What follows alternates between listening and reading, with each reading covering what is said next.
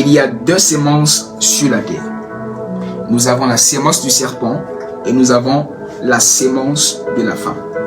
Lorsque je dis sémence, je fais référence à ce qu'on appelle la postérité.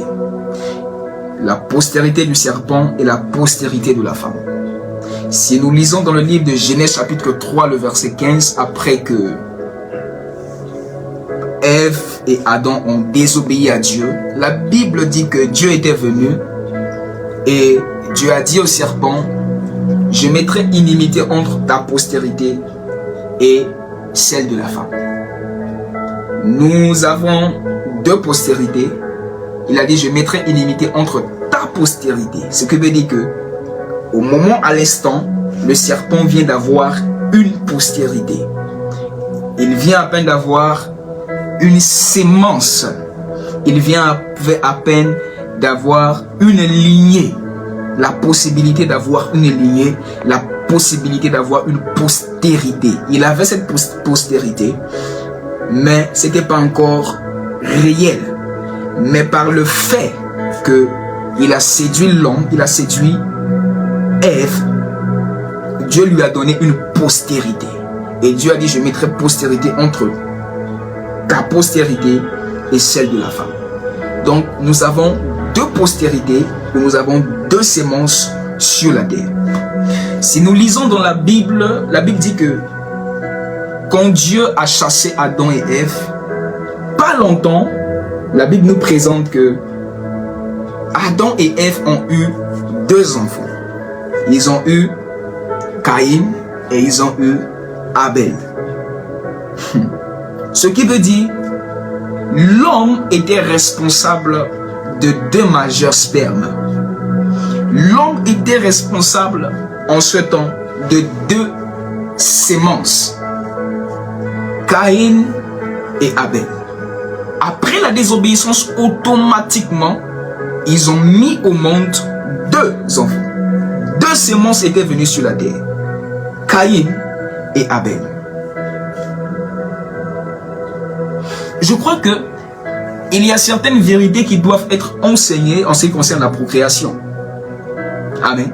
Aujourd'hui, on parle de la procréation. Mais si vous lisez dans le livre de Genèse et que vous comprenez la pensée de Dieu en ce qui concerne la procréation, vous allez voir que c'est une question de postérité. Et c'est une question de combat entre deux postérités, celle de la femme et celle du serpent. Amen.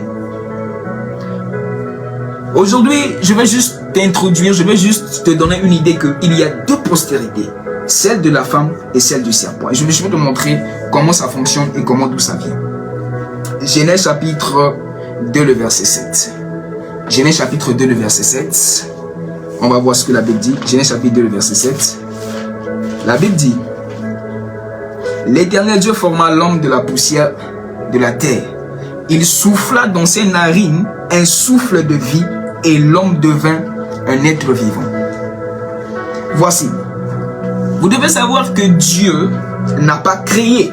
Il n'a pas créé l'homme, mais il a fait l'homme. Dans le livre de Genèse chapitre 1, vous allez voir qu'on parle que Dieu a déjà créé, Dieu a fait l'homme à notre image. Après encore, dans le livre de Genèse chapitre 2, on dit encore Dieu forma l'homme et tout cela. Mais la vérité en est que Genèse chapitre 2, normalement, vient avant Genèse chapitre 1. Genèse chapitre 1 est l'histoire de la création. Mais Genèse chapitre 2 est l'explication de la création.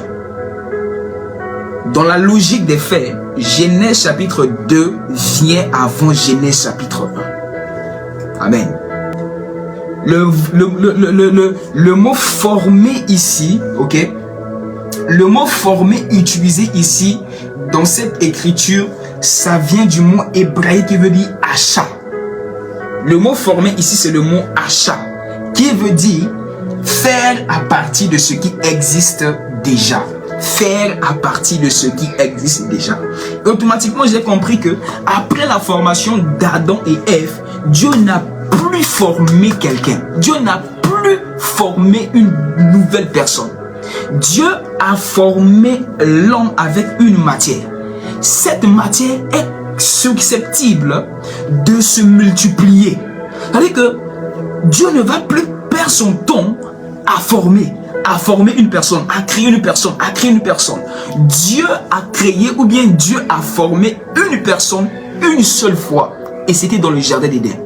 Et la matière à laquelle Dieu a utilisé pour créer notre peau, c'est une matière qui peut se multiplier.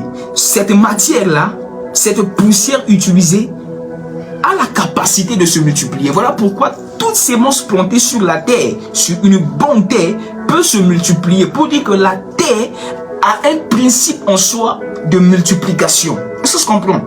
Voilà pourquoi Dieu a pris cette matière pour nous créer. Et cette matière, le mot formé, comme je vous ai dit, en hébreu, ça veut dire achat, qui veut dire créer, faire, bâtir à base de ce qui existe. Ce qui veut dire que cette matière est capable d'ouvrir une porte à quelque chose d'apparaître encore. Voilà pourquoi, lorsque Dieu a fini de créer Adam et Ève, vous allez voir que lorsque Adam et Ève ont mis au monde un enfant, Caïn, Ève a dit quelque chose. On va voir ce que Ève a dit.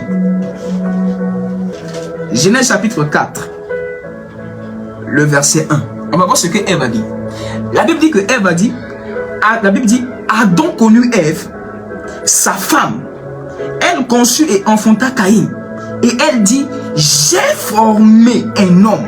J'ai formé un homme. Je vous ai dit, la matière que Dieu a utilisée pour créer Ève, cette matière qu'on appelle la poussière, a un principe en soi. C'est une matière qui peut faire multiplier quelque chose. Et Dieu nous a créé avec cette matière et il a mis dans la femme la capacité de se multiplier, la capacité de se procréer.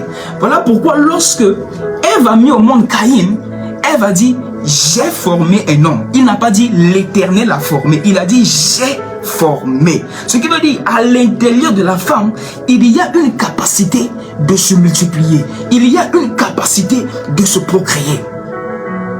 Et c'est là que j'ai compris l'intelligence de Dieu. Dieu ne va plus prendre son temps à pouvoir créer à chaque fois une nouvelle personne. Quand un bébé est né là, c'est pas Dieu qui a créé ce bébé. La femme a formé ce bébé avec l'aide de l'Éternel. Voilà pourquoi ceux qui comprennent, lorsqu'il veut enseigner sur le leadership, il prend l'exemple de Dieu. Quand on dit Dieu est un bon leader, pourquoi? Parce que quand Dieu investit, son investissement doit se faire fructifier, ça doit se multiplier. Comment? Vous pensez que Dieu crée Adam et Ève. Il va encore attendre. Après, il crée Caïn. Après, il crée Abel. Tous ceux qui viennent sur la terre là, Dieu va prendre son temps pour les créer une fois. Non. Écoutez, notre esprit a été déjà créé dans l'atmosphère. Tous ceux qui vont venir sur la terre, Dieu les connaît. Et il les connaît en esprit. Mais en ce qui concerne le corps, ce n'est plus Dieu qui crée le corps. Notre corps humain, la capacité de la procréation, Dieu l'a donné à la femme. C'est la femme a cette capacité en elle de procréer, de former un homme. Genèse chapitre 4, le verset 1. Après que Ève a mis au monde Caïn, Ève a dit, j'ai formé. Il n'a pas dit, Dieu a créé, Dieu a formé. Il a dit, j'ai formé. Ève a vu que j'ai cette capacité de multiplier. J'ai cette capacité de procréer. Alléluia. Très important.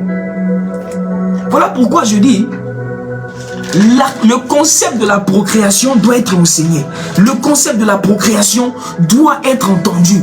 Le mystère qui se cache dans la procréation, on doit l'enseigner. Alléluia. L'homme a une sémence en lui qu'on appelle le spermatozoïde. Quelqu'un dit avec moi, le spermatozoïde. L'homme a cette capacité, cette sémence qu'on appelle spermatozoïde est un portail par lequel un être humain, un être vivant peut venir sur la terre. Le spermatozoïde ou bien les spermes de l'homme, c'est un portail. Hello? C'est un portail qui, vous voyez dans les films, parfois ceux qui voient les films, surtout les jeunes, nous les jeunes, il y a des films, quand on voit les films de, comment on appelle ça là, les films d'espère, surtout les Marvel, les films de Marvel. Parfois, quand je dis portail, ceux qui voient ces films de Marvel peuvent comprendre. Il y a quelqu'un qui peut ouvrir une brèche et il y a des créatures de l'autre monde qui sortent et puis ils viennent, ils attaquent et tuent les créatures qui sont sur la Terre. Parfois, quand on veut chasser, ça dit que deux planètes, planète Terre et planète Mars, si on veut que les créatures qui sont sur Mars viennent là, si j'ai la capacité, je peux ouvrir un portail et ces créatures-là viennent et entrent. Si je veux qu'ils repartent, j'ouvre encore un autre portail et ils sortent par ce portail-là. En fait, c'est dans le film, hein. Ceux qui ont l'habitude de suivre les films peuvent comprendre ce que je dis. En fait, je vais juste te donner l'idée que, en fait, le sperme de l'homme, c'est un portail. Et c'est ce portail-là qui ouvre l'accès à un esprit qui est dans le règne de l'esprit de venir et habiter dans le corps humain. Le corps humain est créé par la femme. Come on. Est-ce que je peux dire certaines choses compliquées? J'ai dit ce que je vais dire ce soir-là, c'est très compliqué, très dangereux. Dieu, la responsabilité de Dieu, je vais vous expliquer. La responsabilité de Dieu, c'est de créer l'esprit de la personne qui va venir. La responsabilité de la femme, c'est de former le corps que l'esprit là va y habiter. La responsabilité de l'homme, c'est d'ouvrir le portail. Et la connexion de ces trois choses donne naissance à un bébé. T'as pas compris? Je le répète encore. Je suis en train de t'expliquer le mystère de la procréation. Je dis, Dieu a dit à Jérémie, avant que tu sois né, moi je te connaissais. Ce qui veut dire, qu'est-ce que Dieu connaissait là? Dieu connaissait l'esprit de Jérémie. Et cet esprit-là était son corps. Parce que Dieu est spirituel. Nous-mêmes, nous sommes spirituels. Et cet esprit doit habiter dans un corps. Voilà pourquoi dans Genèse chapitre 1, Dieu a créé l'esprit de l'homme. Et dans Genèse chapitre 2, Dieu a formé. Et le mot formé, il se dit que il a pris la poussière, il a mis l'esprit qu'il a créé dans Genèse chapitre 1 là, il a placé dans ce corps. Hello? Et maintenant, faire ces deux travaux serait fatigant. Voilà pourquoi la responsabilité de Dieu revient à créer l'esprit, à créer l'esprit, à créer l'esprit. Tous les bébés qui seront nés sur la terre là, Dieu a déjà créé tout l'esprit. Dieu les connaît dans l'au-delà, dans l'esprit, dans la spiritualité, Dieu les connaît. Maintenant, ces esprits-là doivent, pour venir sur la terre, doivent passer forcément par une femme. Parce que seule la femme a la capacité de former le corps. La capacité de former le corps, Dieu a donné ça à la femme. Et maintenant, le portail, Dieu donne ça à l'homme d'ouvrir le portail. Et ce portail est ouvert par le sperme de l'homme. Voilà pourquoi dans l'au-delà Jésus existait. Jésus est Dieu, il est esprit. Mais pour qu'il vienne sur la terre, pourquoi il devait forcément passer par une femme? Parce que seule la femme a la capacité de donner un corps à l'esprit. Come on. Seule la femme a la capacité de donner un corps à l'esprit. Voilà pourquoi Jésus est venu par Marie. Parce que Marie est une femme. Elle a la capacité de former. Je mettrai de l'incompréhension entre ta postérité et celle de la femme. Et voilà ce qui va se passer. Et quand Dieu a maudit la terre, il a chassé Adam et Ève. La Bible dit automatiquement, ils ont eu deux enfants. Ce qui veut dire qu'il y avait deux postérités, il y avait deux semences qui étaient venues. Caïn était la postérité du serpent. Ève, comment il s'appelle? Abel était la postérité de la femme. Je vous ai dit, je le répète, there are two seeds on the feet. I'm telling you, there are two feet on the feet. Il y a deux semences sur la terre. Même si, parfois on dit, même si vous le niez, mais the reality is there. La réalité est là. La réalité est là. Vous le voyez même dans la famille. Il y a deux semences sur la terre. Parfois, non, on ne sait pas. Parfois, il y en a d'autres qui viennent avec leurs arguments, avec leurs doctrines. Mais en fait, I don't care. Ok, you're right. But the reality is there. La réalité est là. La réalité est là. Et même si tu pars dans les Écritures, tu vas trouver les Écritures nous disent qu'il y a 2 semences sur la terre. Imaginez, quand Dieu a donné cette prophétie, même pas longtemps, ils ont eu 2 enfants. Caïn après Abel. La Bible veut nous faire quoi? En fait, la Bible veut nous... Vous allez voir ce qui va se passer.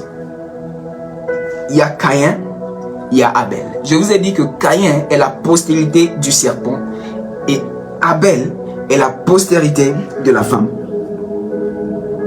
Et la Bible dit que... Amen. Et la Bible dit que Caïn a tué Abel. Caïn a tué Abel. Pourquoi Caïn devait tuer Abel? Pourquoi Caïn devait tuer son frère? Pourquoi? Parce que Caïn détenait en lui la postérité du serpent. Et la mission de la postérité du serpent, c'est de détruire la postérité de la femme. Caïn était... Il y avait une sémence dans Caïn. Et c'était la sémence du serpent. Et arrivé au moment donné, lorsque la sémence est arrivée à maturité, cette sémence devait tuer celle de la femme. La mission de la postérité du serpent, c'est de détruire la postérité, d'en finir avec la postérité de la femme. Et c'est la prophétie que Dieu a donnée. Dieu a dit au serpent, je vais mettre une différence, je vais mettre de l'inimité. Et il y aura toujours de malentendus, il y aura toujours de mésententes entre la postérité, toi serpent, ta postérité et celle de la femme. Voilà pourquoi Caïn a tué Abel. Comment? Pensez-vous que un frère peut se lever comme ça et tuer son autre frère? Je ne peux pas me lever comme ça et aller tuer mon frère. Et en plus, de même père et de même mère. Non, de vous et moi. Est-ce que toi tu peux tuer ton frère? Tu vas me dire non, tu ne peux pas tuer ton frère. Même si, écoutez, il y a des frères qui sont tellement bandits. Il y en a des frères il y en a certains qui peuvent emprisonner leur frère. Tu prends ton frère là-bas, tu le mets en prison. Mais en fait, le tuer, c'est un autre niveau. Et ce niveau-là, si Caïn est arrivé à tuer son propre frère, c'est parce que Caïn détenait en lui une sémence. La sémence du serpent. Lorsque quelqu'un détient ou lorsque quelqu'un est de la postérité du serpent et cette sémence arrive à maturité, il perd le contrôle. C'est cette sémence en toi qui décide. C'est cette sémence en toi qui te canalise. C'est cette sémence en toi qui prend les décisions sur ta vie. Alléluia. Et dans chaque famille, on trouve ces sémences-là. Dans chaque famille, nous avons la sémence du serpent et nous avons la sémence de la femme. Oh, I'm telling you the truth. Dans chaque famille, nous avons la sémence du serpent et nous avons la sémence de la femme. La réalité est là. Alléluia. Amen. Voilà pourquoi, si on lit dans le livre de 2 Corinthiens chapitre 6, le verset 14. 2 Corinthiens chapitre 6, le verset 14. Si tu as ta Bible, tu peux le prendre. Oh, am I preaching good tonight? Est-ce que je prêche bien ce soir? Alléluia. 2 Corinthiens chapitre 6, le verset 14 à 17. La Bible dit, écoutez ce que l'apôtre Paul dit. Ne vous mettez pas avec les infidèles sous un joug étranger. Car quel rapport y a-t-il entre la justice et l'iniquité? Ou y a-t-il de commun entre la lumière et les ténèbres? Quel accord y a-t-il entre Christ et Bélial? Ou quelle part a le fidèle avec l'infidèle? Quel rapport y a-t-il entre le temple de Dieu et les idoles? Car nous sommes le temple du Dieu vivant. Comme Dieu l'a dit, j'habiterai et je marcherai au milieu d'eux. Je serai lui-même, je serai leur Dieu et ils seront mon Dieu. En fait, l'apôtre Paul était en train d'avertir les chrétiens de Corinthe. Pourquoi? Parce que il y avait un désordre qui était arrivé dans l'église de Corinthe.